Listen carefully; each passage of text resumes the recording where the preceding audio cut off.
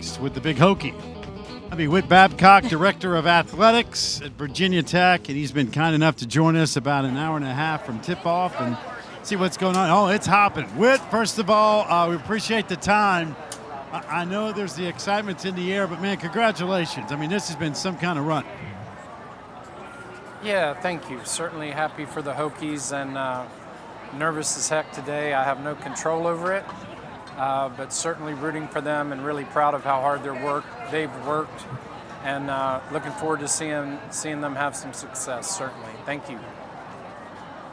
Whit, since you're there, set the scene for us because you got all the people behind you. So tell us what you're around, what you're seeing, who's out there. You see a lot of Virginia Tech logos around or what?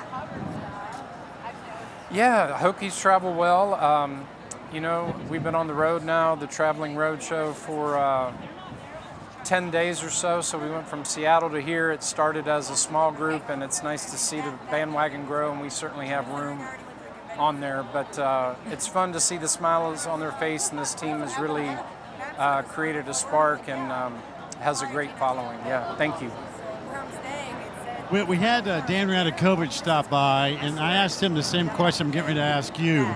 What would it mean to Virginia Tech to go WW in Dallas as far as the big picture for the institution? Oh, you know, that would work quite well. Yeah, we need one of those. One game at a time. We'll cross that bridge if we get to it. But it would be huge, and we talk a lot in our department about moving from a challenger to a champion brand, being expected to win and doing it. The underdog role is much easier, but moving to that elite level where you're expected to win and doing it. So, yeah, one of these days, hopefully it's here in a few days, but got our hands full tonight. Last year, Whit, it was men's basketball doing their thing in the ACC tournament and winning it all, and then this year you have the women there in the Final Four. I know it's not football, which is what a lot of people associate Virginia Tech with, but when you have success on the basketball side of things, what does that do for the rest of Hokie athletics as a whole? You know, I do believe the phrase, the rising tide raises all boats. Even our women's team this year, early in the year, said after seeing the men's team win the ACC title last year, it felt more attainable to them. And so to have another team do it, I do believe success breeds success, and it's a huge deal for this year, but also our future and setting our sights a little higher. And this league has done such a great job of training our team. Every game seems down to the wire and very physical, and we feel well prepared because of that. But, you know, it's one thing for a team to have success and get to a Final Four and win ACC championships and so forth. But you know what's the most impressive thing? Is every time we've had, whether it be coach or any of the players, it's the way they conduct themselves. I mean, this really is a special unit, and I think a lot of Virginia Tech fans, and I can speak on this because my wife's a Hokie, but every time you see a Virginia Tech player or coach interviewed from this team, there's a sense of pride of, hey, guess what? That is the representation of what Virginia Tech's all about. I know you take a great deal of pride in that as well. Yeah, and you know, lots of schools do, but we don't think we're better than anybody else, but we do think we have a unique sense of place, something that binds us together. Even today's student athlete with transfer portal, cost of attendance, NIL, they still want to have a place that they want to go to school, and they seem to have an amazing experience across the board. The team is gelled amazingly well. They're great students, great citizens. We couldn't be more proud of them. They'll be CEOs of companies, families, NBA teams, who knows. But they're an impressive group and really easy to root for. Kenny Brooks was joking this week that when he was hired in 2016, he made a funny joke up there that if Syracuse can do it, then why can't we? And he was like, I don't know what I made Whit Babcock think at that time. Maybe he made the wrong decision, me making a bold statement like that right there off the bat. But when you hired Kenny Brooks, you obviously saw something.